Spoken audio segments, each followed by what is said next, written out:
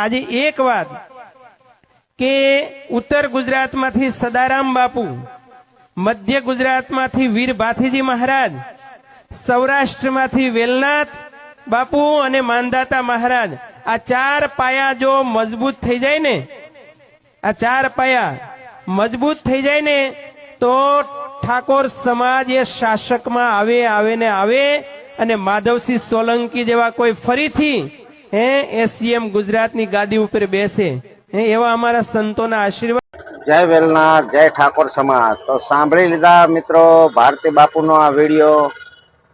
તો આ વિડીયાને આપણે એટલો બધો શેર કરવાનો છે કે આપણી જે નાચ છે એને કાને કાને અવાજ પહોંચે અને આપણો પાયો મજબૂત થાય, જેથી કરીને આપણા સમાજની અંદર એકતાનો વધારો થવો જોઈએ.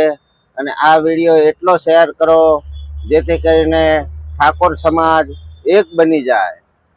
જય વેલનાથ બાપુ, જય ઠાકોર સમાજ.